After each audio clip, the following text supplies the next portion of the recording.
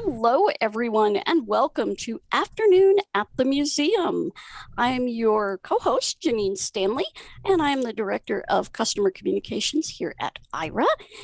And today we have with us behind the scenes pushing all the buttons, Mr. Ryan Bishop. Hey, Ryan. Hey, Ryan. Hey, Ryan. And Hello. Ryan actually has us today. Hi. Welcome to Clubhouse. We are on Clubhouse Wow. and YouTube today. Yay. Very exciting. Yeah. And my co-host Stephanie Watts with me today. Yeah. Hello, Oh, everybody. Uh-oh. Wait. Uh-oh. No, wrong button. Okie dokie. I hit the wrong We button. have Clubhouse. I see. Well, we do have Clubhouse, and we are That waiting. makes it all right. Whatever is wrong is now right. We have Clubhouse. Exactly. And Sierra. You can't go Hey wrong guys. with all good. And we have Clubhouse Agent and Sierra. Hey, and Janine and Agent Ryan. Sierra. And it's Friday. Excellent. Yay. And we are eagerly awaiting, however, we may not have him today, Michael Hudson. We have him. Oh, we do? Hey, Michael. But he's not here Okay. yet, so just a second. Okay. Well, We're we having will some get him. technical I'm sorry. We difficulties, will but get we will him have on Michael here. here just a No second. worries. Excellent. All right. Yay. Okay. We will get Michael with us. But today we are going to take a look at a museum that is a lot of people have seen this museum. And I'm sorry, Michael, I didn't recognize you under Giselle's name. I'm sorry about that. No. Anyway, this museum, a lot of folks, okay, who have been to Louisville for conventions of both the American Council of the Blind and the National Federation of the Blind have been to this museum, I would guess. However, you may not have seen or known that they have an online component to the American Printing House for the Blind's Museum. And we're going to show you this today. And I was bopping around there before we got started and said, wow, there's a lot of stuff on here. And there's some really interesting stuff. Now, this museum, we're going to talk about a bit of blindness history here. And unfortunately, poor Michael is having some difficulty. We will bring him in whenever we can. But Michael Hudson is the director of the APH Museum. I was confused there because APH and AFB did a bit of an exchange, and APH actually got AFB's very extensive Helen Keller collection. And you guys, I did not get a photo of this, but maybe Sierra can look it up. There is actually Barbie just issued in their, I think it's called their Inspiring Women series. They now have a Helen Keller Barbie doll. How cool is that? Okay. I can't even imagine, like, you know, your life's thing and you were made into a Barbie doll. That's pretty amazing. Almost, I did but find not. a picture of her actually. Yeah. Ooh. So it looks like an article. It says Barbie adds Helen Keller to inspiring women doll lineup, and there's a picture of her in the lineup. Cool. So it is loading here. Oh, Awesome. So basically in the photo it has a image of a black and white, I believe, school behind her. And she's standing and smiling, and she's got kind of medium brown hair that is kind of put up in an updo. And then she has this old-fashioned blouse. It looks kind of like Victorian era blouse where it's like white or cream with a high neck and then ruffles and lace on the front of the torso. And then she's got some pontile details on kind of these ballooning sleeves with lace cuffs at the wrists. And then she's got a high-waisted skirt that is vertical stripes. They are kind of a light pink and then like a very light grayish purple with black outlines in between each color. And she's got blue eyes and kind of a calm smile on her face, and she's holding a book that says Braille in gold, and then there's also the visual Braille for Braille on the book as well. Sorry about that. That would have been good to turn off before the call. But that is way cool to have a Helen Keller Barbie doll, and I bet that they will be maybe selling those at the museum. That would be very, very awesome. So we are going to this museum, and it can be found at aph.org/museum. And we're going to go today, Sierra. Let's go to I think I gave you the collections page, because the front page has a bunch of stuff on it, but the collections page, maybe it was exhibits. Yeah, it's we'll start with exhibitions that one. and programs is this page. Yeah. And then basically there's 2 subsections. So one is online exhibits, and then one is related exhibits. Yeah. And then there's bullet point lists underneath each Cool. header. I thought we would check out the online exhibits, because there are a couple in there that really, kind of poked me and said, hey, check this out. Awesome. So I see that there's 4 bullet points in that section. The first one is narrator jukebox. The second one is building a future, U.S. residential schools for blind and visually impaired students. And then there's Mary Ingalls' portrait of a 19th century blind woman. And then the colored departments of the schools for the blind. Stephanie? Hey, and there's Mike. And we have, I believe, hopefully we have Stephanie here. I see Stephanie. I think she might be on mute at the moment. Thank you so much, Ryan, for doing your wizardry behind the scenes. Whoa, yay. Hey, guys. It's Mike. Hey, Mike. How are you? We are sorry about all the confusion. We are just sitting here on the exhibitions page for the online tour experiences here at the museum. And as we are connecting up Stephanie, who is my co-host, I would love. Am I unmuted? There she is. Yeah, you're good now. Okay. Cool. Yeah, we are all here. Going back to my on there, Hi. Jane, just babbling on. Excellent. No problem. No problem. There is no such thing as dead air in radio, because somebody's always going to talk, and that proves true for video as well. Yeah. So I'd like to introduce to everybody Mike Hudson, who is the director of the American Printing House Museum. And Mike, you guys just went through a big renovation, right? Well, I can't really say a big renovation. To tell you the truth, the printing house is always changing, right? Mm-hmm. Founded in 1858, we have 14 different buildings. And so every time I go down onto the Braille print floor, some press is gone and there's a new machine. I just saw a new Braille 650 being uncrated downstairs. Ooh, a Braille. Oh, not a Braille. Wow.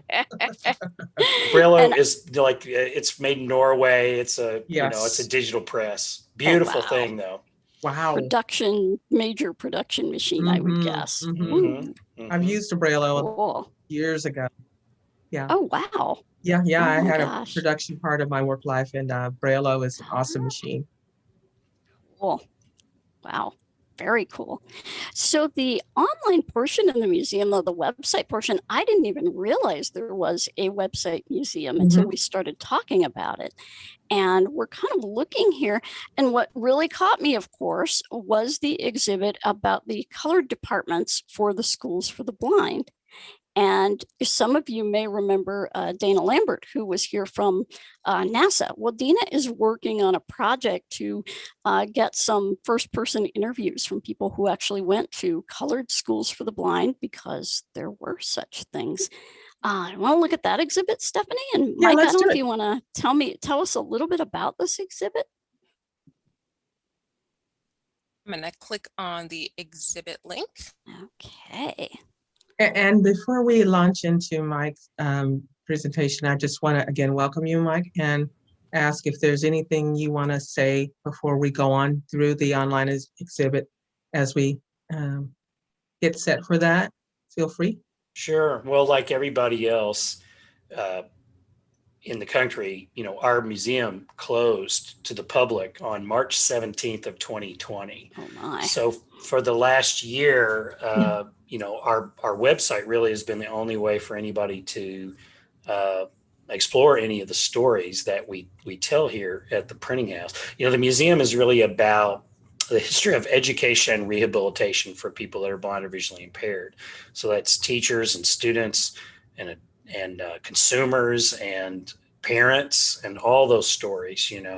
That it the basic story is that if you provide some accommodations and some adapted materials, then that gives people the ability to achieve the things that they aspire to achieve. And so that's what the printing house has been doing. And that's what the museum is about, is all those things.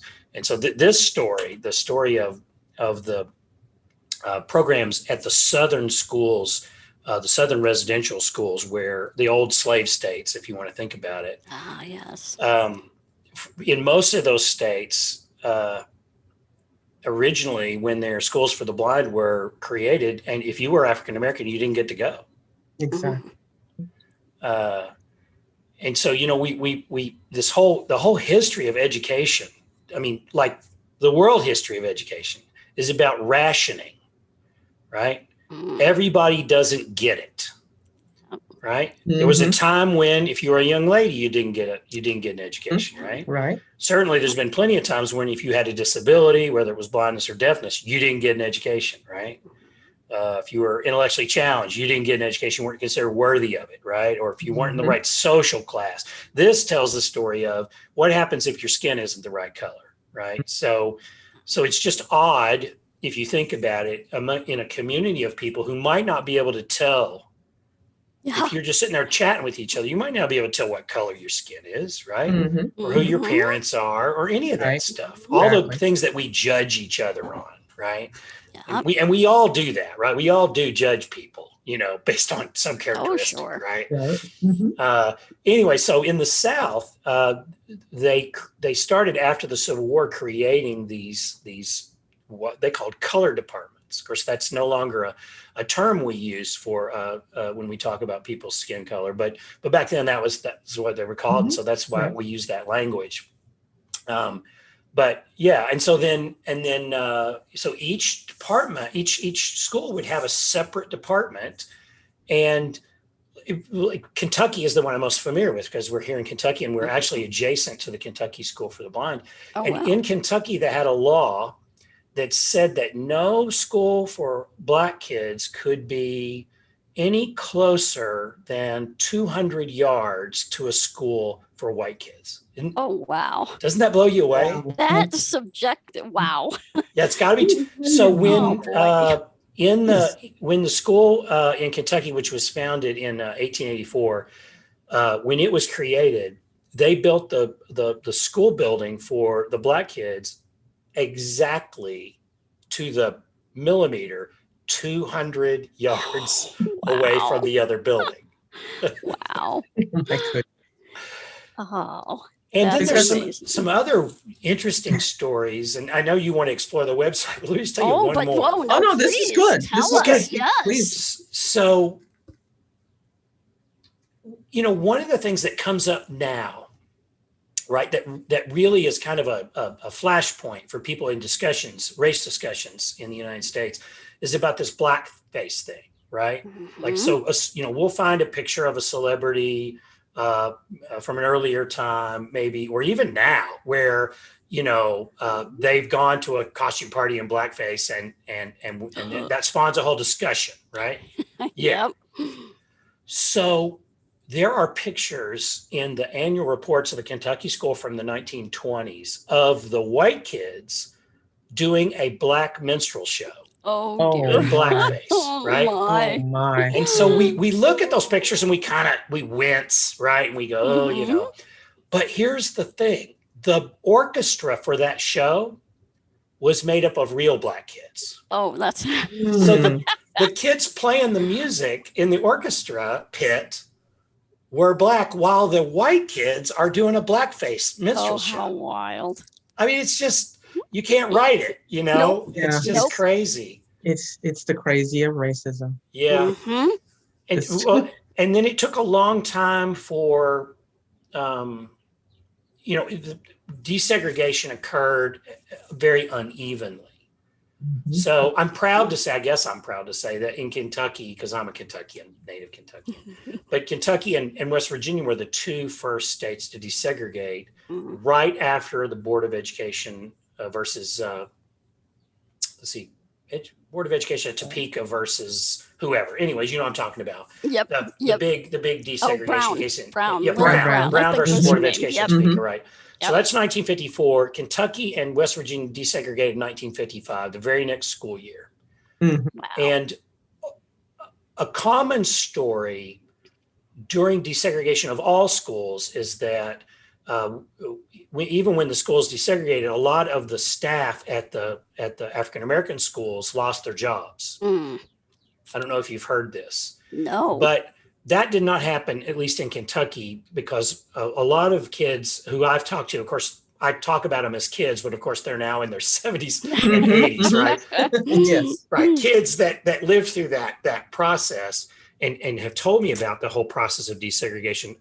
Like the principal at the African American school here in Kentucky became the music teacher and the band leader at the white department, or at the not the white department, but then at just the Kentucky School for the Blind. And they said that nobody lost their job in that whole transition, which is kind of an unusual part of the story.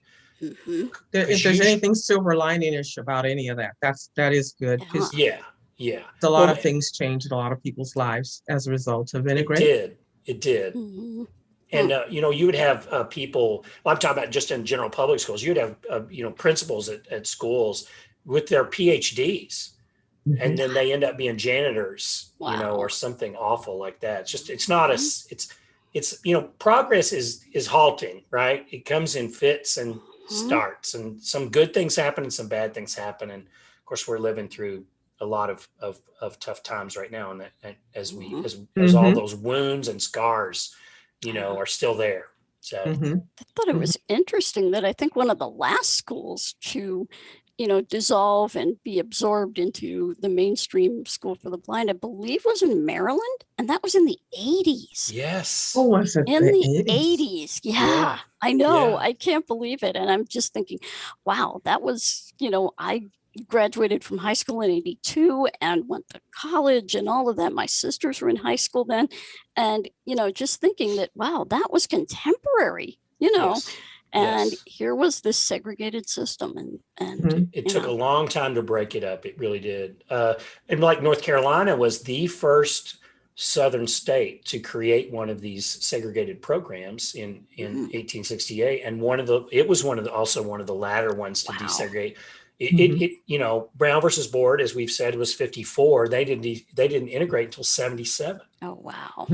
And also kind of down inside the story is there's integrating the classroom and there's integrating the dormitories. Oh, and those didn't always take place at the same time. And I would imagine your online content for the color department, is that what we called it there?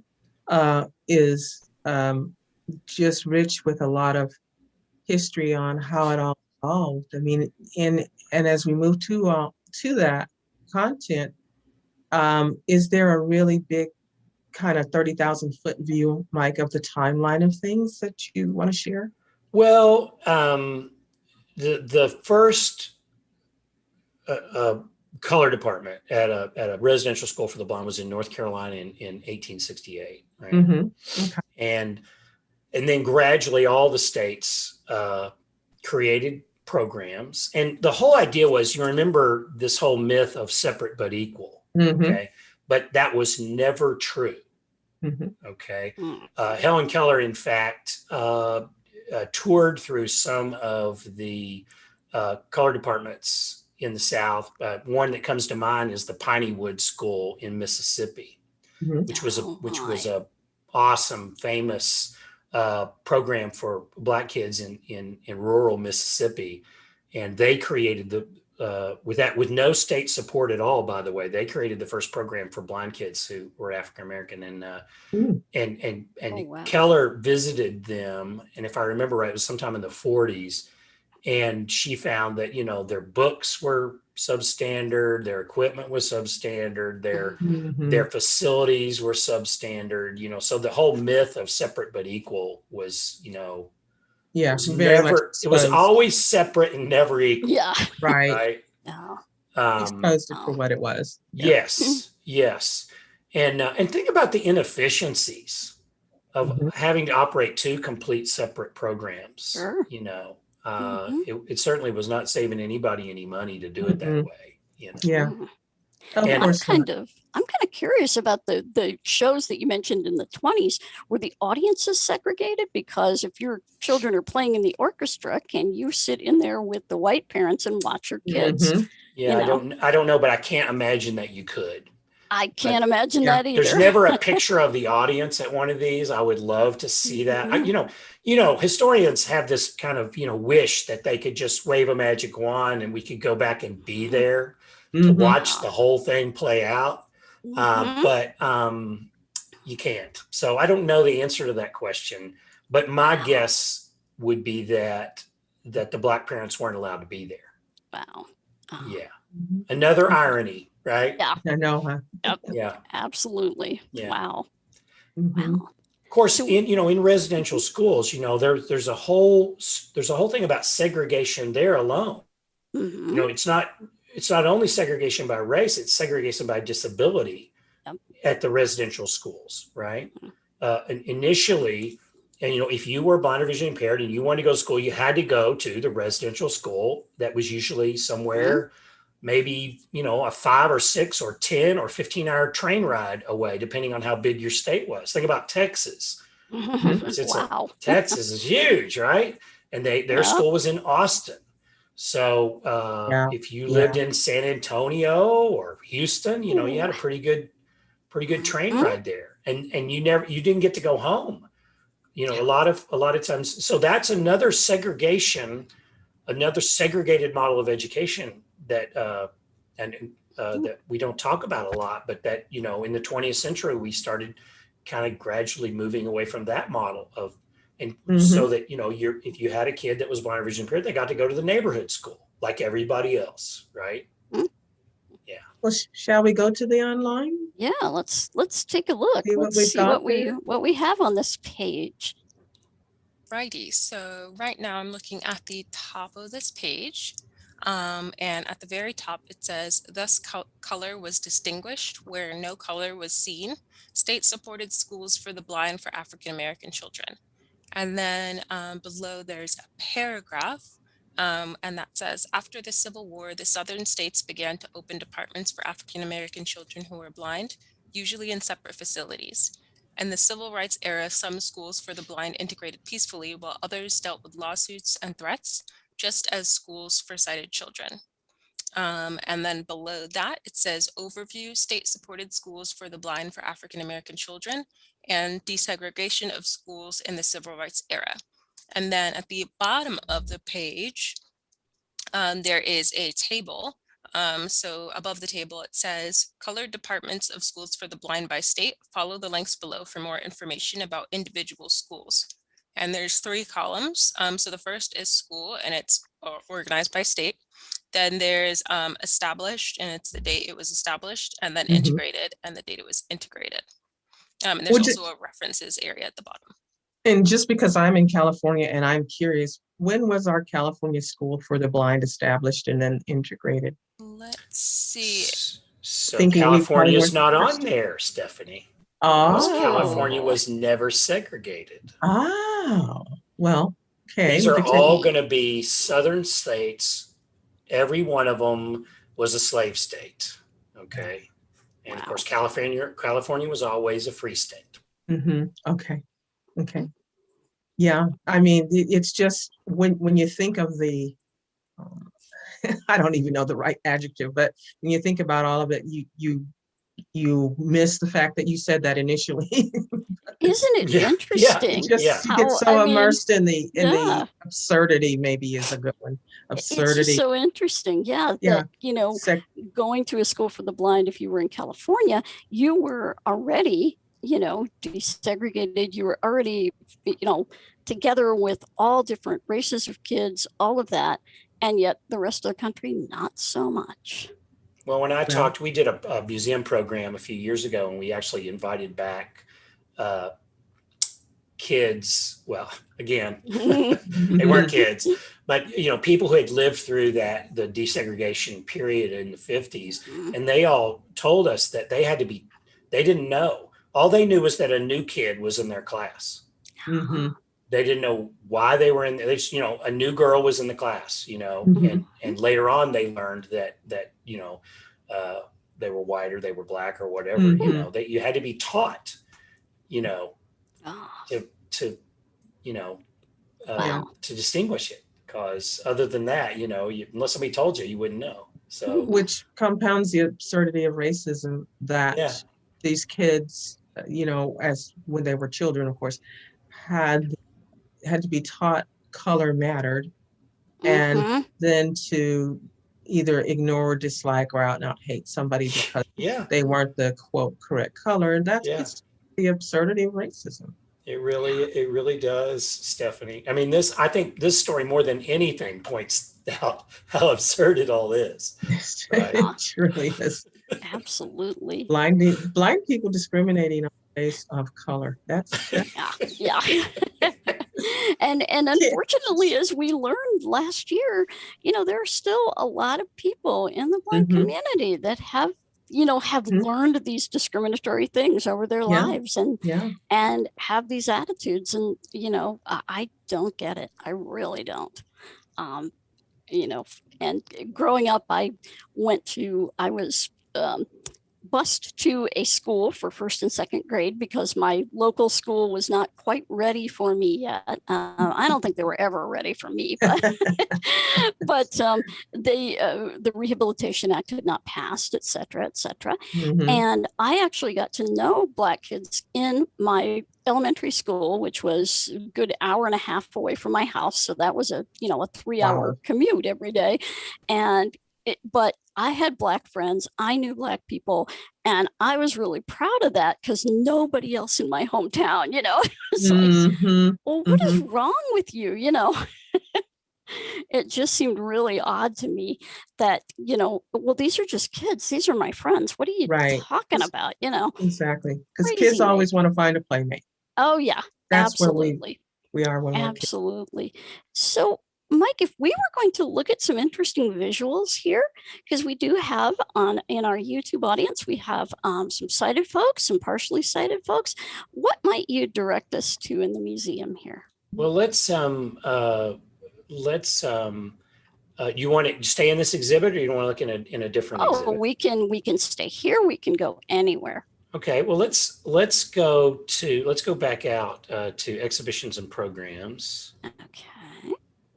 I imagine there's a lot of interesting stuff related to the tools that we use as blind people or people with low vision, because when I entered school, I had more vision than I have now, but I was considered, back then the term was low partial, but I learned Braille and the implements of learning Braille. Yeah. Let's go to research and collections, Sierra. All righty, research and collections. I do see that here. Okay, all right. And now let's go to search our online catalog. Okay. All righty. Now, why don't you go ahead and describe that for them? All right, awesome. So right now we are on the search and online catalog, and it's a list. So there's kind of like an image to the left, and then to the right, like a title, and then a description and the option to view exhibit page. So the first thing listed here is writing, Braille slates, Braille writers, and writing guides. And there is a small image here. And it says the early tactile alphabets developed for people who were blind or visually impaired were difficult to produce without a printing press. Dot codes, however, could be easily written with simple hand tools. Charles Barbier, or is it Barbier or Barbier? Barbier, who introduced the dot system. And then there's, we can go to the page if you wanted to find out more about that. And there's a list of other options. So if you want, I could read out all the titles and you could decide which one you want to go to. I'd be interested in hearing the titles. Okay, yeah. So the second title is Talking Books, Recorded Books, and Playback Equipment. And there's a small image of something that looks similar to a record player box. There's tactile printing, first books and early presses. And then there's a small image of the printing press. Then there's educational aids, spelling, math, geography, science, and music. And this looks like kind of a carving of South America into wood with some labels on it. And then there's large type book for students with low vision. And then there's a book cover that's titled Science Every Day. We've got First Schools, residential programs for children who are blind or visually impaired. And there's an image of school grounds and a building as well. And then APH Corporate Memory Project, or oral history. And then we've got an image of, looks like a printing house in black and white. And we've got Eye of the Beholder, images of people with vision loss in the 19th century. And there is a portrait of a woman, a very old-fashioned portrait. It's just kind of from shoulder up to the top of her head in black and white. And then there's the AER O&M Division Bledsoe Archives, the professionalization of orientation and mobility. And there is some type of technological device there. It kind of looks like a box with a handle on the top and a lens, like two lenses on one side of the box. Ooh. Any of those sound interesting? There's a description for each of them, and then also the option to view the exhibit page. They all sound honestly, interesting. Mhm. I would love to have you describe some of the early tools. I'm familiar with Perkins Brailler, and I know the Slate and Stylus, but I'm not sure. For example, maybe fully sighted guests don't know, or maybe now with our great technology, maybe some blind individuals who didn't have the pleasure of a Perkins Brailler or the there's another one like I'm thinking of that preceded the Perkins, and I don't remember its name. Stephanie, we have over 40 different Braille writers. Yeah, I can only imagine. So oh my gosh. if we can kind of dabble with the Braille writers for a bit, I think that would be a cool thing to plant that side by side with the Braille No Touch. Yeah. For some of these great technologies that we have access to. I was describing yesterday for a young lady, I was talking to a student that an O&M instructor asked me to speak to, and we were talking and was attempting to describe a Slate and Stylus to her, and I could tell this young lady, she's 11. It just was, you know, I might as well have described Mars. So yeah, it's like I have a computer. Why would I need that? yeah, that was so unnecessary. So, yeah, let's see what we have in that collection. Yeah. Alrighty, so here there are some different options. So start exhibit, table of contents, list of exhibits, and then museum homepage. Go back to the homepage. And so here, I think it probably continues from where we were reading initially. So then it says, let's see, Braille simplified the design, enabling blind people to read what they had written and to write to other Braille readers. The Braille slate used with a stylus that punches the dots remains basically the same today as when originally invented. Frank Hall developed the first successful mechanical Braille writer in 1892. The Perkins Braille writer, introduced in 1951, is the most widely used model today. Sometimes blind people need to use manuscript or cursive writing. Handwriting guideboards were developed from cardboard embossed with raised lines or wood with parallel metal bars. And then there's actually an image here of one of the kind of wood. It looks like sort of like a frame with parallel bars. And then the bars look like they might be made out of some type of metal. Mark, you might know if that's the case. Brass. Brass, awesome. Ooh. And then there are kind of these little tiny square lines going horizontally across the bars in 3 rows on one of the bars, 2 rows on the other bar. And there's a picture space out the letters, I would imagine. Can I kick in there a little bit, Sierra? Oh, yeah. Yeah, go for it. So that's an early board slate, similar to the one that Louis originally invented to write his system. People who are familiar with slates today, you know that there are little pits underneath the windows, so that when you Yes. take your stylus and emboss your dot, you get a nice rounded dot. But in these original slates, we call them washboard slates, because instead of having pits beneath, they have grooves. Horizontal grooves. So what you're seeing on the back there, Sierra, of the backing board on this slate is multiple horizontal lines, and then there are holes pierced in the sides of the frame, and underneath the writing guides, which are made out of brass, and they have little windows. There's two pegs on the bottom of them, and so you can write 2 lines of Braille. And then you lift the guide and lower it one set of set. You know what I'm talking about. Yeah. And that's your next 2 lines. Exactly. That's a pocket slate that you have. This is a pocket slate. Yeah. I was going to say, I've got a postcard slate here. You can see the back. Postcard slate.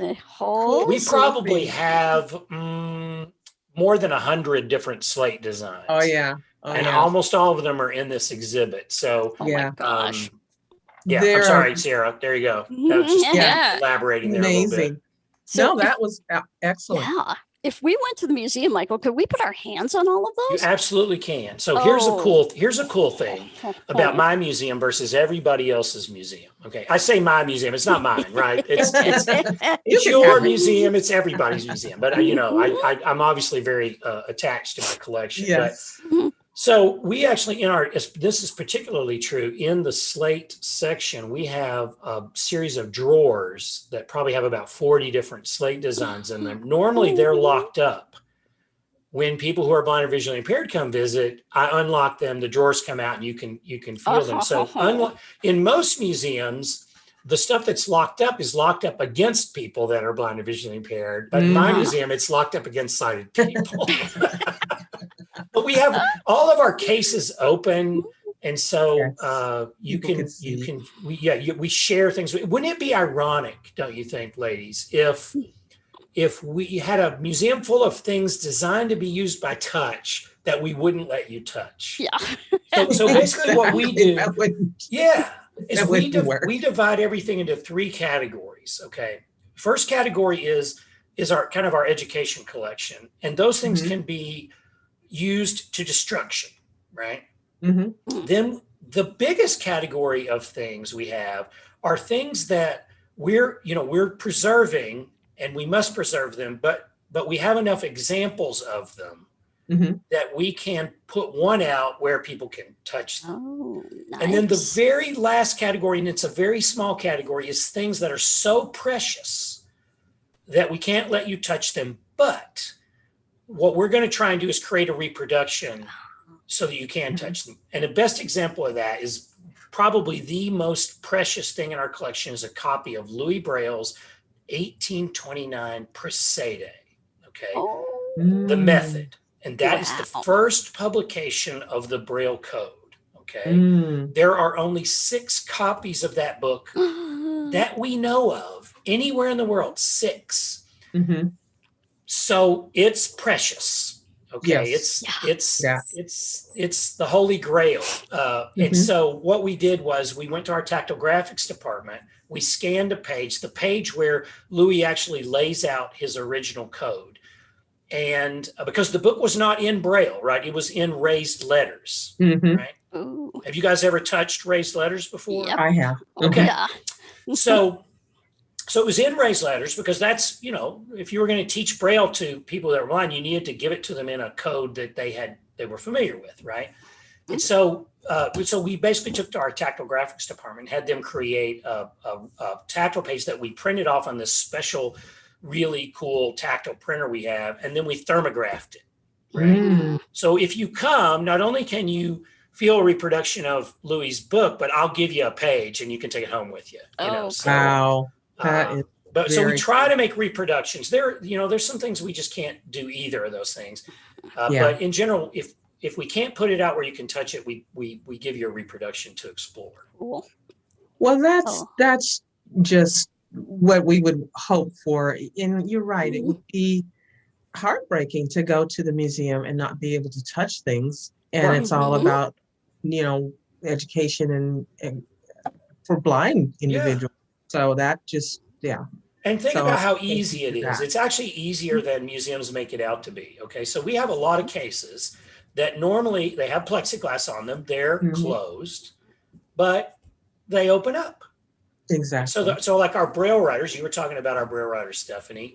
They're in a display, and they have lids, and Mhm. the Braille is there on the box. And if you want to explore the item by touch, you lift the lid, and it slides back in, and you can explore it. And then you close the lid back up, or one of us comes along behind you and closes things back up. And then people who are sighted, they can explore it visually. Right? Exactly. Yeah, and so then we use a special museum wax called Renaissance wax, and Yes. because one of the reasons why that museum people don't want you to touch things is because there's oils in your Mhm. hands, Mhm. and then with the metal, it will corrode the metal over time. So we coat the Braille writer with this Renaissance wax, and that protects it from the oils that are in your hands. I'm so weird. I love the smell of Renaissance wax. My parents ran a museum, and I love that smell. I love it the smell too, of it. Janine. Yes. Yes, It's just so much fun to I hate work to tell with. you this, Janine, but you labeled yourself Geek City there. I okay? know. Oh, no one who has listened to the show is surprised at all that I am in the geek zone with that label. No. All I Well, can say is I used to like the smell of gas, but yeah. Well, there's yep, some danger to that. A little danger to that, so I'd let that go. Yep. Yeah. Well, I've applied Renaissance wax to a number of museum pieces. So yeah, Yeah, back Oh, in the nice. day. yeah, Mhm. yeah. Well, okay. So we have the Braille writing tools. The hall, I think, is what I was thinking of. And Sarah, is it possible to have a description of both the hall and the Perkins so people can Yeah. visually I'm get that curious about the interpreted? differences. Should I go and find that on Google? You can click on Or in is- here into this exhibit, and we can find them both. I'm sure. Awesome. Ooh, yeah. Let's see. Let's go to the table of contents there, Table Sierra. of contents. Got it. All right. All right. And let's just go down here until we find a whole Braille writer. And by the way, there's hundreds of things in this exhibit alone. Okay, there's a whole Braille writer right Yeah, there. there's one. Do you have a preference as to which one I click on? Let's do that first one right there, the All black right, one. here. Mhm. Perfect. That's the one I remember as a kid, is the black one, and then the gray Perkins Brailer. And it's something about the hall that we didn't get to use it that often, but it was there. It was an option. Stephanie, are you sure that you're not thinking about the new Hall Braille writer? Well, I'm a little older than new.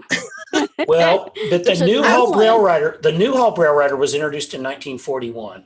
Okay, so maybe that is the new one. Uh-huh. Because when I came along, it was the 60s. And Yeah. so, It was probably but- the new Hall. Okay, so there's an old hall and a new hall. There is the old Hall, the Hall Braille writer, and I'm Sarah, I'm going to get out of your way here. I talk Oh, too no much. worries. I know. Yeah. But the new Hall Braille writer was invented in 1892 by a guy named Frank Hall in Illinois, and it was the first successful mechanical Braille writer. Now, I would be remiss if I did not tell you this little factoid. Okay, Hall did not want to invent a Braille writer. He wanted to invent a writer that would write in a code called New York Point. Oh, yes. Because New York Point was the dot code that was predominantly being used in the United States. And that we can go into that later, but Hall's school, the Illinois School for the Blind, they didn't teach Braille. They taught New York Point. Oh. But the problem with New York Point, it was 2 dots high and a variable width, okay? Could be as many as 4 dots wide. Oh, my. Oh. And there were reasons for that, but again, I'm trying to be brief here. But the problem is for mechanizing New York Point is that the cells did not always take up the same amount of space. They were variable in width. And the Braille cell always takes up 6 spaces, even if there's only 1 dot in it, right? Right. 1 dot, Right. 5 dots, 6 dots, still takes up the same amount of space. Machines do not like variable things. Machines like predictable things. Mhm. So instead of inventing a point writer, he invented the Hall Braille Writer. And that immediately gave the Braille system a technological advantage over New York Point, and was one of the reasons in the end why we use Braille in the United States today instead of New York Point. Okay. Well, that But is a this- beautiful factoid. Oh, I never heard I'm trying that. to figure out how you would write New York Point. Well, Wow. it used, I mean, we can go into that if you want to, Janine. Maybe that's for another day. Yeah, I was going to Mhm. say, we could probably spend, Yeah, much that's time exploring. that's a this. workshop. Yeah. That's So what does definitely- this look like? See, I Yeah. need to pay more attention at the conventions. I think, So need to there's take that field actually trip. a description written out here already, which is pretty cool. Oh, cool. Okay. There's an object ID, a title, so Hall Braille Writer, and then the creator was Frank Hall, who invented it. So it says black enameled aluminum frame resting on 4 black rubber feet, stenciled in gold on steel bar above keyboard. And then in quotes, it says the Hall Braille Writer / patent pending, end quote. Arched aluminum bar extends backwards from the front top of the frame to the upward writing aluminum embossing head protruding through a slot in the carriage. Keyboard has 6 black enameled wooden keys with beveled fronts. Oval black rubber space key is mounted in the middle of the keyboard, projecting above and slightly forward of the dot keys. All Mhm. keys are housed in a yellow celluloid covered wooden keyboard shield bolted to the frame with a black enameled tin plate backplate. Aluminum carriage with white hard rubber platen and smaller red rubber covered steel paper roller. Natural finish wooden platen knobs on both sides. 4 rolled nickel plated steel paper storage rings bolted under carriage. Toothed nickel plated carriage release bar with angled lever on left is mounted on front of carriage. Stamped into release bar is, quote, made by S.J. Seafrid, Chicago, Illinois, USA 7775.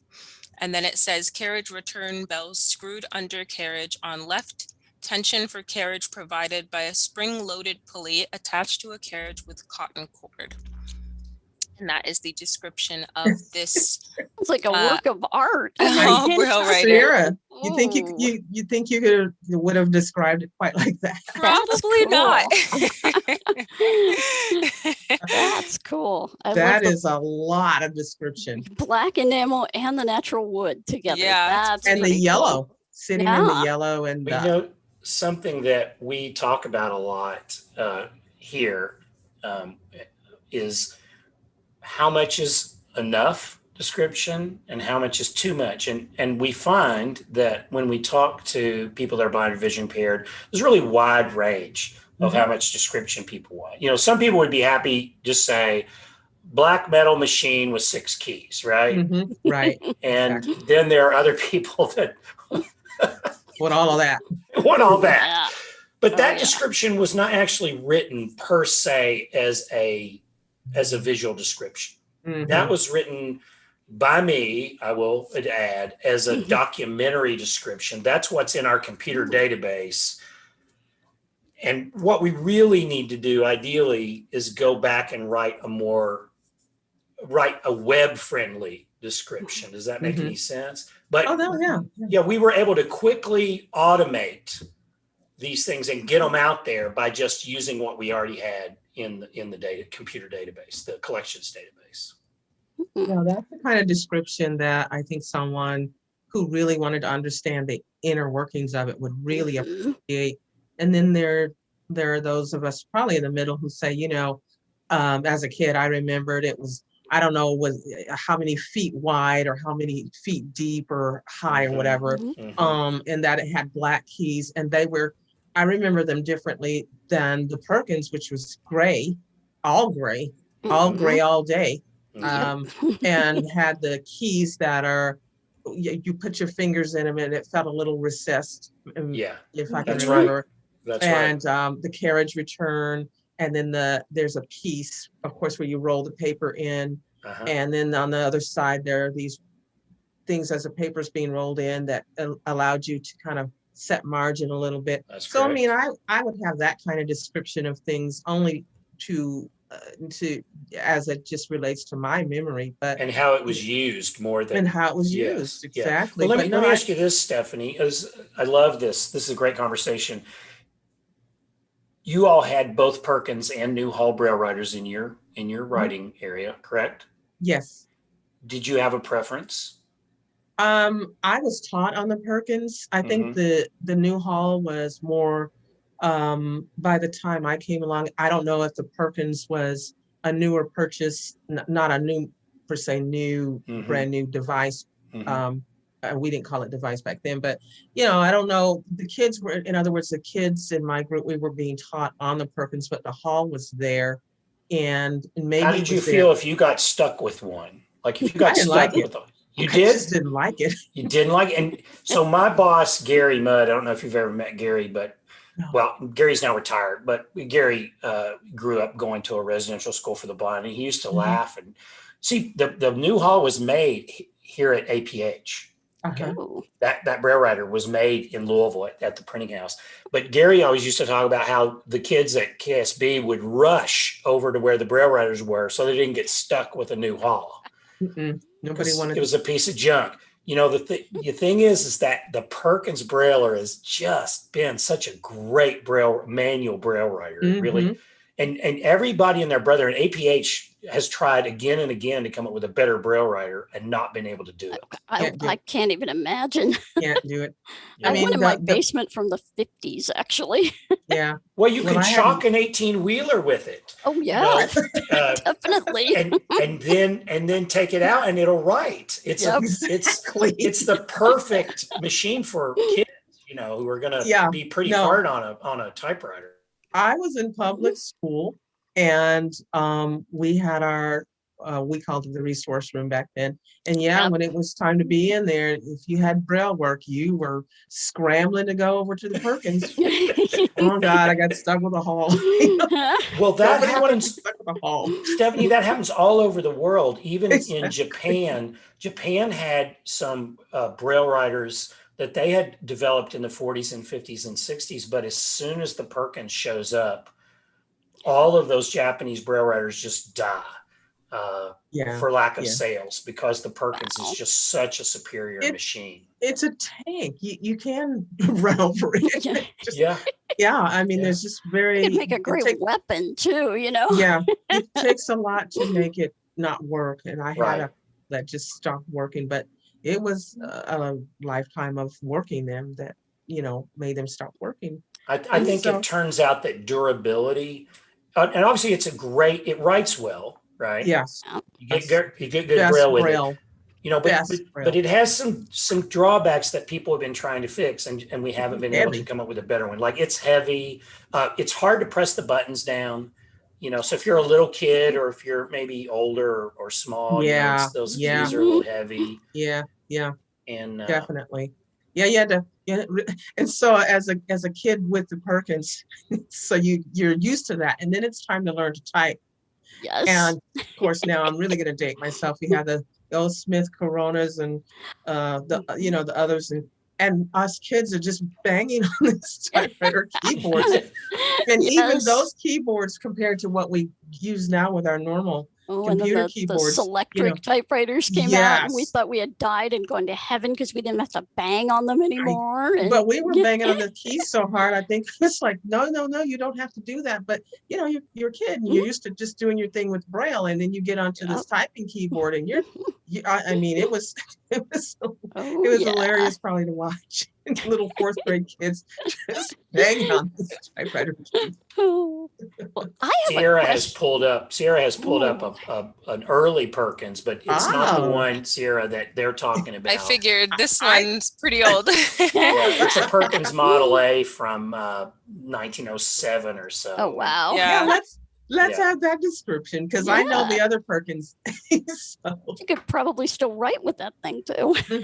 Alrighty, so here, this is the Model A, and I can let you know the information they have. There's another description, again, kind of to keep a record of that kind of information. There's dimensions, date, made by, place of origin, and then provenance, and then credit line as well. So if you wanted to know any of the other stuff, I could let you know, or I could read the Ooh. description first. Let's do the description.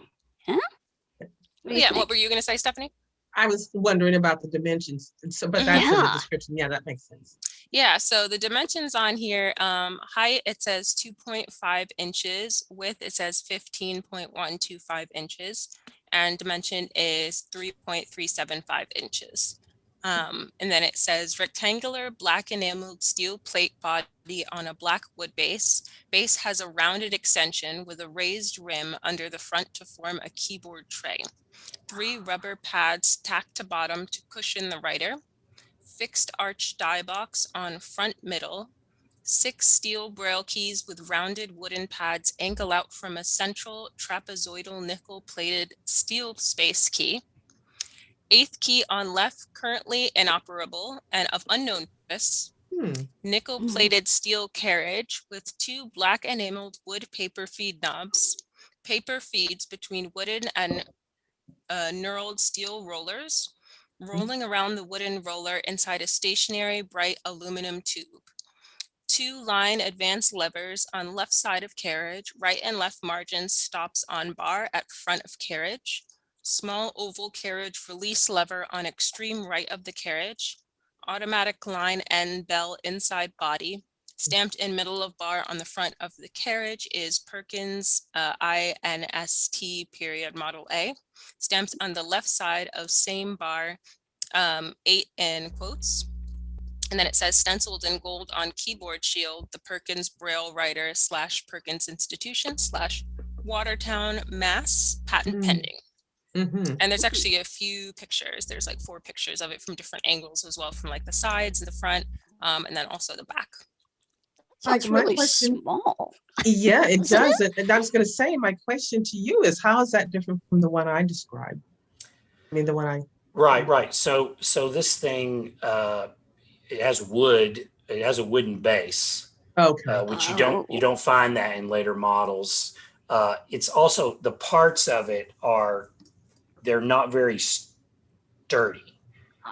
And so all of the Perkins Model A, the Model B, the Model C, they were all really unreliable. They broke. You couldn't get replacement parts. They just didn't, these were their first efforts, and they were all inspired by the Hall Braille Writer. And they also are influenced a little bit by a German guy named Oscar Picht, who invented the Picht Braille Writer in Europe in the late 1900s. And his keys splayed out. If you take your fingers and splay them out in front of you, the keys do not, they splay out in it like that, as opposed to coming out straight the way that the keys on the Perkins. That would be carpal tunnel in the making. Yeah, I was going to say, ouch. Well, somebody thought it was a great idea, and there are probably 10 or 15 different Braille writers that all use that same design. So they saw that and they thought it was a great idea. I don't know. Wow. But there are some really weird ones. Like there's one called the Pike Glauser. It's a British one from the 40s. And on it, the keys are on the outsides. There are 3 keys on the left and 3 keys on the right on the outside of the Braille writer. Oh my gosh. Yes. It's like, exactly like Stephanie, that. I'm putting my hands like with my fingertips pointed at my computer screen. Yeah. I feel like I was playing an accordion. So, it's like this. Okay. So think about the Better Mousetrap, right? Yeah. So every blind kid that had an uncle who knew even skip about inventing and tinkering and building something, looked at whatever they were using, right? And said to himself, I could do better than this, right? Do better than that. Yeah. So can we have a visual description? I mean, I'm sorry, Mike, to cut you off, but I want to have Sierra pull up one of those so that our fully sighted folks can actually see that. Yeah, that is amazing. Do you have a Is it PICHT Braille Writer, that one? That's right. That's okay. right. Yep, I did find that one here. Yeah, let's have them see that. So oh my gosh. I can only imagine the. Tell you what, Sierra, go back and look for PYKE. PYKE? Yeah. Okay. Yeah.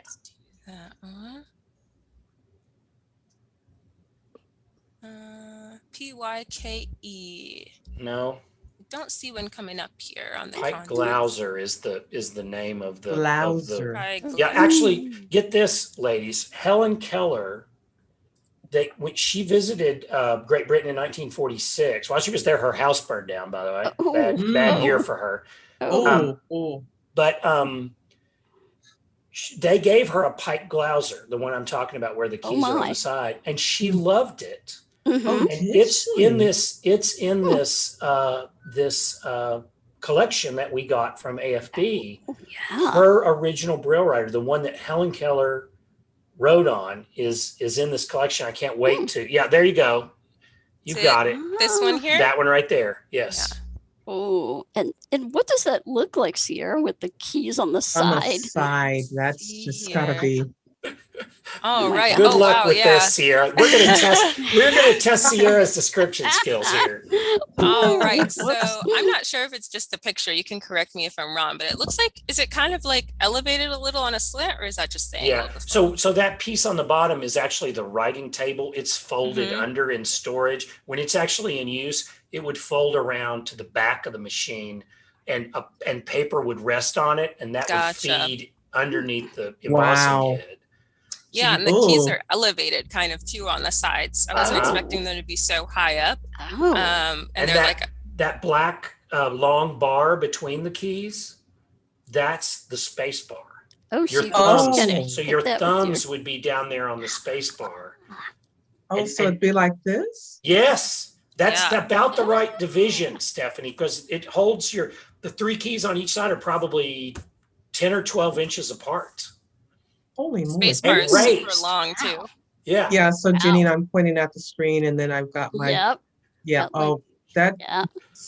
ergonomically, that's all That wrong. would be Seems like your wrists interesting. would get very Your tired. wrist, your It might hurt your shoulders. wrist, but boy, that your would be, I muscles. would love to play Mhm. with that. That would be so interesting to try to I- type on. Well, bear in Incredible mind to that see. they probably only made this for just a few years. It Oh, yeah. didn't, Yeah, it that- didn't last. that But didn't Helen liked it. Okay, so It's a fascinating each design. their own, right? Yeah. Mhm. Yeah. And now that's another interesting factoid about Helen Keller, that she Yeah. actually had a Braille writer that was unusual. Well, we would call unusual, and that she really Mhm. liked. Mhm. Yeah. A winner And here's jeopardy. another little factoid in the 1930s. So Hall invented his Braille writer in 1892, and then a bunch of different manufacturers made it, right? And so in the 1930s, American Foundation for the Blind was saying, we need a modern Braille writer for the 30s, right? Because it's modern, right? Yeah. So they looked at the new Hall and they decided not to use it, and they hired a Smith Corona to invent a new Braille writer for them. And it's this gorgeous, bright aluminum a Braille writer inspired by aircraft and automobile design. Oh right? my gosh, an Art Deco Braille writer. It's an Art Deco Braille writer, Janine. Yes. Oh, that's so cool. But Helen hated it. Mm. And she was working for Ella AFB. said no. Oh And she was working for AFB. She and was working for Oh. AFB. no. Yeah, if you look up Oops. foundation, Sierra, foundation, you'll find it's called the Foundation Writer. Oh, Oh my. There how you go. interesting. Oh, my. There's another one I would love to see. Yes. That would be fun. Oh, Yeah. wow. That Art one is Deco. very Art Deco. That's pretty cool. It is With the cool, isn't rounded it? corners and the, Yes. oh my It's like gosh. shiny chrome. Wow. Yeah, you could put it right next to a Pan Am Clipper or any of those 1930s tri-engine, Oh. Wow. things like you see in Indiana Jones, and Yep. it's perfect. Yeah. Right there. Oh. So Janine, I don't know what you want to do on time, but I have a question just Oh, to. let's go for it. We're gonna, since we got a little bit of a late start, let's keep going Yes, here. This okay, is like okay. totally Okay, so what? engrossing. Right. Oh, and while we're talking about writing implements and things like that, Mhm. how about that abacus? You guys have to have it. Yeah. Gotta have an abacus. I So let's think go back. people Let's have go back no to the idea. exhibit. I know. And And why list of History of exhibits. these. List of Yes. exhibits. Now go down to Mhm. educational aids. There you go. Uh-huh. I learned Go- some math on an abacus. Ah. Yeah. Yeah. Now go to our table of contents and look for an abacus. There's a ton of them in there. So, Oh my gosh. My You parents named her- bought me one, but and there's a we didn't have Cuba anybody rhythm to teach us how to slate, use it. and Exactly. a Taylor slate, Oh and a my. bunch of different arithmetic slates that we're not going to talk about. Oh my. Yeah, oh, so man. many. It's a long list. There's so many cool things here. Trying to focus. There's your abacus. Oh my gosh. Okay. Oh, there That's it is. the large crayon. Very good. Ooh. So Mike, is there a standard abacus that pretty much everybody used at one point, or were we all over No. the map with the abacus? Well, so the abacus is an Asian calculating device, Mhm. right? And it works in lots of different ways. And in some countries, it's called a Sorya-bon. And there's 2 or 3 other different names, depending on what country you're in. But all the Asian countries, Japan and China and Korea and that sort of thing, had an abacus, beads on rods, and they worked in. Sometimes you had, beads in different places. But there was a guy named Fred Gassone who worked yes. here at APH. And at the time, however, he was working for the Kentucky Department of the Blind, and this is back in the 50s and 60s. And there was another guy there named Tim Cranmer, and they were both very inventive dudes. And they were on some, they were at some conference or something in San Francisco. And as you do when you're in San Francisco, they went and had it. They went to Chinatown, right? Yeah.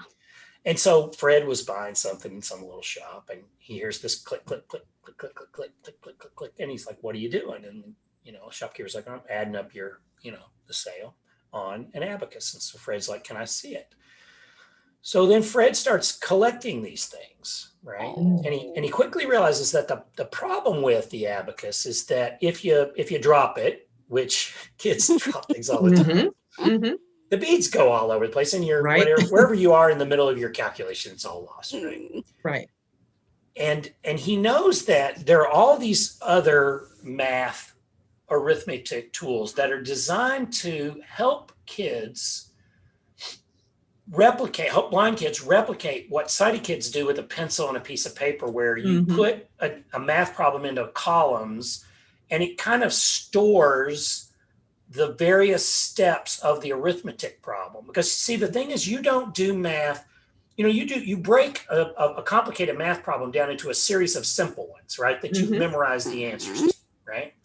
But the ways that have been invented for blind kids to be able to replicate that process. So you could go back and see, if you made a mistake, you could go back to each individual ones of the steps in the math program and see where you went wrong. work. Right. Remember Show that? your work. Those were imperfect. Mhm. So Fred basically he collected all kinds of abacuses. And by the way, if you come to my museum, I have Fred's entire abacus collection. Oh my gosh. So you can look at abacuses from all over the world. And a lot of them are, by the way, on this online exhibit too. But because he studied all kinds of different abacuses, because some of them use beads, but some of them use little levers that flick over as opposed to sliding up and down on a rod. Yeah, I think we had wooden beads. Yeah, wood and plastic and mine was plastic. He even had one of them in his collection uses rosary beads from a Catholic, rosary. Wow. Fred's probably in trouble with the big man for that. I one, was but, just gonna I'm say that. I'm not going to do that. Some but explaining, I bet. yeah, it's some explaining. Yeah, but Fred, if you knew Fred, he's been gone now for a few years, and we miss him every day. He was Pleasure of amazing. meeting him way back when. Fred was an Really amazing interesting man with guy. a great sense of humor, and but he came up with this. He put a felt backing underneath inside the frame, and it provided the tension that you needed so that the beads wouldn't slide out of place. You can, if you're in the middle of a calculation, you could drop it, and the beads stayed in the same place. Was that true for the ones you grew up using? I think so. Yeah. Yeah. Definitely not mine. Not And yours, and honestly, we as kids, we didn't drop it. Maybe we so seldom used it, and we were, supervised very closely. But that it was just kind of that, okay, yeah, you could do that on the Abacus, but then let's go over here to the slate. We had the math slate Yes. with the cubes and all the other But you had cuberism, yeah, Oh, which yeah. is a French invention, by the way, from like about 1886. I have a friend of mine that is a curator at the Association Valentine Aoui in Paris, which is the school where Louis went. And no matter what happens, if I'm asking her about something, she goes, "Oh yeah, we invented that in 20 years before you invented it. We already had that." It's like the only thing nowadays they allow on standardized testing. Really? Yeah, so now it's interesting because I remember back when I was in school, they said that you could take a Perkins with scratch paper or you can take an Abacus. But they wouldn't let you use anything else for standardized tests. And it's so fascinating now to hear that story because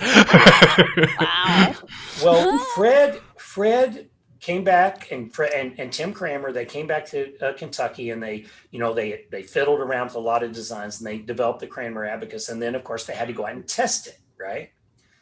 So they went to 3 or 4, I can't remember now which schools, but I think one of them was in Philadelphia. And of course, always in Kentucky, the poor kids next door to us are always the guinea pigs for our products. Right? Oh, I bet. And so they introduced the Abacus to the classroom and then they test the kids, their math proficiency, before, and then, weeks later. So they tested, no change. Kids are not doing any better than they were doing before. So they're like, okay, fail, right? And so they leave, right? But they leave the abacuses in the classroom and the kids keep using them. And when they test them months later, the kids had gained multiple grade levels in math because, and this plays with your story, Ryan, about only being able to use an abacus, because an abacus really replicates it assists you in understanding the underlying theory of addition and subtraction without doing the math for you. You're still counting and adding and subtracting. It just records your steps, right? In ways. And so suddenly, so they're like, they get a phone call and they're like, hey, something is happening here and we don't exactly understand what it is. And Fred and them, they go back in and they test the kids again, and it has proven to be, another tool for certain kids, that really helps them kind of get the concept of addition and subtraction. So, well, but it's the tactile part of that we needed, that I remember having with the math slate version. And, as difficult as it is for blind kids to learn math, and get the concepts, the tactile makes a difference. The more complicated, further you go, the more complicated things get. And the slate's only so big.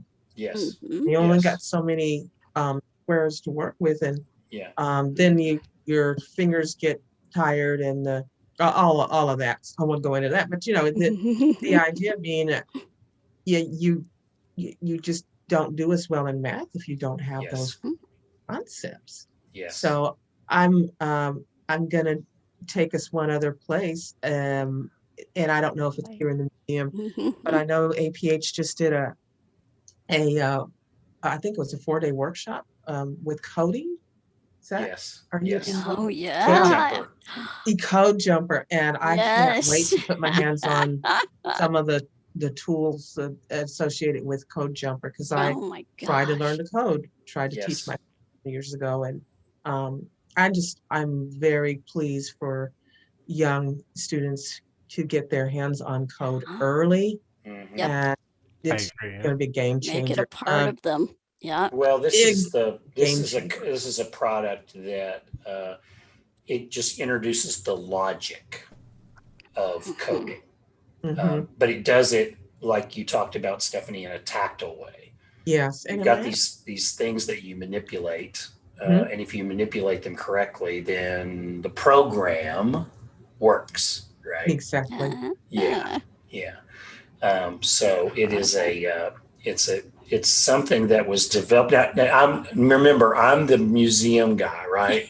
So it's the old stuff that I know about more than the new stuff. Ooh, let me take you. I brought let up me an take image you, of the Michael. new coat jumper. Yeah. Doesn't that look like fun?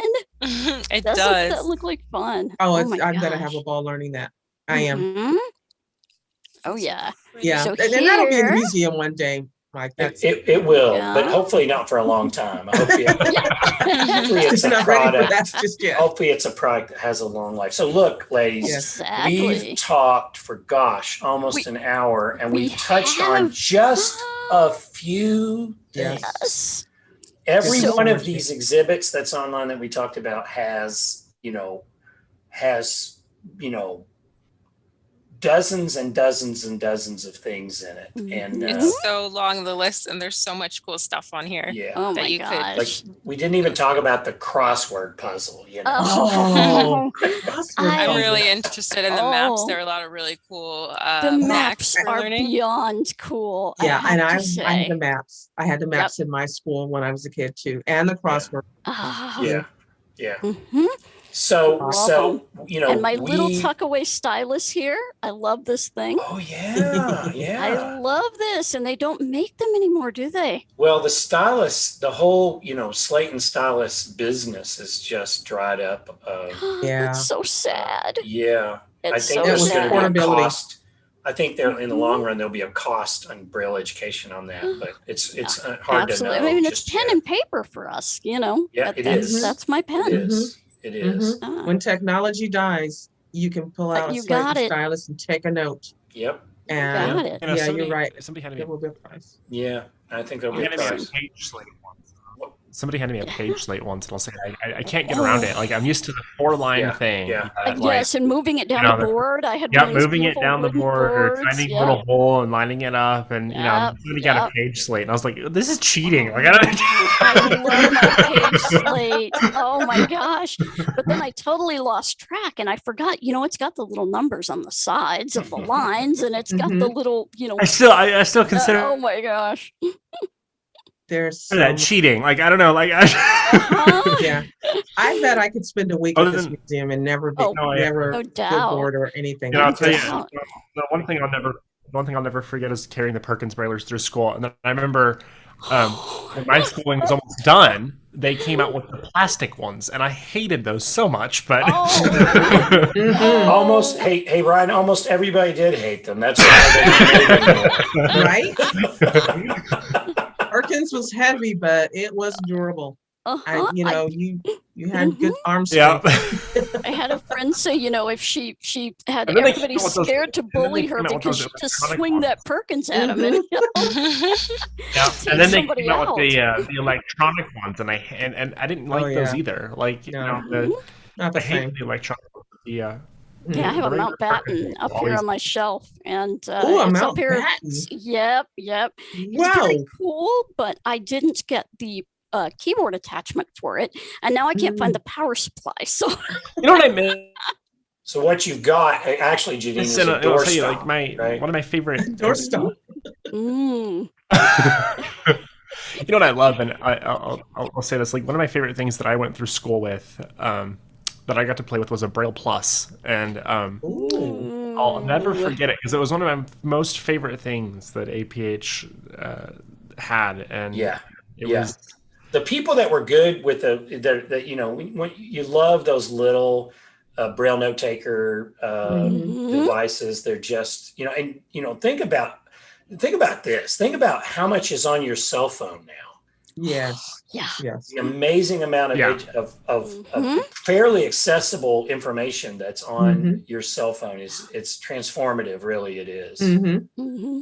Well, like I don't mean to, but it's Friday and my wife probably wants to see me again. So Well, I was going to say, I'm sure we could spend all day here, and we we're would having love to. way too much fun. We are. Better let you Found go. a talking calculator or a talking wallet on here, which is pretty cool. Oh, Yeah. wild. Oh my Yeah, gosh. Like there's so much cool stuff. Yeah, I want everybody to, feel free to explore the website and enjoy, and I look forward to having all of you come to the museum. You, Larry, Is this an Are actual? you open? we are not open. Okay. Is this Do an you have act- plans to open this year, perhaps? My hope, and I don't know, what it's like wherever you guys are in Kentucky. Everything has been getting a lot better, Mhm. and lots of things are opening up, and the guidelines are all loosening. And Yep. I strongly suspect that we will reopen for tours in June. I really feel strongly. Good. Oh, We have, that would- we have a chat message really quick asking if this is an access location. I For don't- Ira, Yeah. it is. It is. Oh, Great. hey. And Is in it fact, online? Great. Is it an online access offer? 'Cause we- all I know is that We I will- have 3 of the little portable Samsungs with the glasses. and those no longer are working. Oh, So we you're don't kidding. have those anymore. So now it's just on everybody's phone. Okay. Mhm. But we will check into this, folks, but because hey, if this is an online one, because if this is an online one, I can Oh. go at it. oh like my I'll do it gosh, today. So it will we be. we will check and make sure and see, because when a lot of our museums re-upped to resubscribe, we made them online as well as in person because of COVID. So many people were doing online, and this is such an amazing collection that just getting the descriptions of some of these with the ages is totally fun. Yeah. Wow. Yeah. Absolutely. Absolutely. Ooh, this is awesome. So you can find this particular museum at aph.org/museum. And you can also get to it. I just type museum in the search box in the main website, but you can go right to it. And if you happen to be in Louisville for a convention over at the Galt House or any place else in Louisville, go and take the tour, because now I really want to. Well, and I hope there's a gift shop. There's Oh, yeah. Is there a gift shop, Mike? Yeah, but it's pretty lame. I mean, I'm going to be honest. It's Are hard. you going to have the Helen Keller doll, though? Yeah. Well, I tried to buy one this morning and it was already sold out on Amazon. wow. Oh my gosh. So- Wow. So anybody out there who got one already, I'm envious of you. You are quicker with the buy button than I was. That But is yeah, those things are going to be collector's items for sure. And no doubt. we That's so definitely need cool. to get. It's really a gorgeous little doll. Really, it's quite respectful. Mhm. It it's not like- sounded like It's not like Barbie in an old dress. It's Yeah. Right. Right. it's nice. Her hair is Very right, tasteful. and yeah, it's good. It's Oh. good. So Very It good. looks more like a Nice. real person, I think, than like the traditional Yeah. artists from the Mhm. past. yeah, Mhm. Yeah, I think that whole collection is like that, because I Is know that they have right? some of the astronauts in there and everything, and it's just totally cool. but one of the Totally great cool. things about a trip to the printing house beyond the museum, if you're into history, of course, we have a great museum and lots of stuff. But just a tour of the factory for Mhm. anybody who's grown Mhm. up, reading talking books, reading Braille books, using large type books, or using our educational aids, like most of you guys have talked about. Mhm. It's fun. To get to come in here and explore how they're made. Yes. It's a mecca. Larry Skukon, who just retired not so long ago from our technical research department, Oh, Yeah. okay. described APH as the mecca. So you got to come to Louisville. So many Yes. things that we have grown Well, up I've with. added you to the destination cities. There Yeah, you it's go. bucket. See? It's definitely bucket list. Yeah. So, and we Absolutely. love having visitors. And I'll tell you one last story. I know I've been trying to get off here, but there was a lady named Mitzi Friedlander who read in our talking book studio Yeah. Yes. for decades, Love her book literally reading. from 1963 until just a few years ago. And Yep. she recorded more talking books than any other narrator in the history of the program. Oh, I Mhm. believe that. And if Mitzi looked out through the window and saw we had a tour with somebody who was visually impaired, she would stop her recording, and she would come out. And of course, she was the grand, Oh, diva, Yes. and she would come out and greet you and, talk to you about your favorite book. Yes. Oh, Her And I've voice is seen so more, distinct.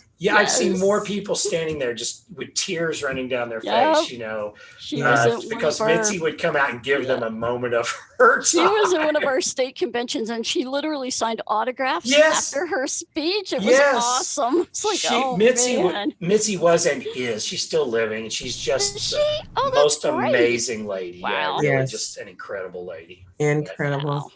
So you get those kinds of experiences that you Yes. just can't get There otherwise. you go. There No. you go. And this is our culture. So, It is. in Yes, all of its it is. different, Mhm. iterations, this is our Mhm. culture of the blindness and some of the low vision community. So Mhm. everybody take advantage, and we will let you know in our next newsletter next week if we get the online portion of this museum up and going, and we will be more than happy to encourage everybody to come and visit you. Mike, this has been so much fun. We need to have It you has back been on a again. blast. Woo. Well, I would Yeah. love to be back. I obviously I have a passion for the stories, right? So This I is love it. great. Well, next week, talking about, passion and commitment on the 28th, same time, same place, we will be coming to you with the Veterans Memorial Museum here in Columbus, Ohio. I may be there live in person. I'm not sure. We haven't worked all that out yet, but we will have some special guests. And next week, we'll have Agent Wendell with us. Wendell is a veteran himself, and so he will be coming to do the agenting on this museum. And we will have some guest explorers who are also veterans. So that'll be pretty exciting. And I want to thank, speaking of agents, wonderful agent Sierra. Woo. Hey. See, we always take you to the cool places, don't Yes, we? thank you for having me. This is another awesome one. Yes. A lot of good stuff. here. Absolutely. And of course, Stephanie, oh my gosh, who knew that, when he said Braille, I thought nobody's going to know what that is, right? Nope, Stephanie knew. Awesome. Yes. And the man behind the you. scenes, making it all happen, Brian. Now I'm going to give you another Oh, name. Brian. And that's when it goes well, you're Brian. And when it gets screwed up, you're Ryan, right? Well, then I'm Yeah. Ryan. So. But Thank you, Ryan. Ryan Bishop with us. And I am Janine Stanley. We will see you next week. Clubhouse. Sorry for all the visuals, but those are on YouTube. Those are for the sighties. That's why I love Clubhouse, because that's our place too. Ha, Mhm. ha, ha. And that's why we have great folks like Sierra and everybody here on Afternoon at the Museum.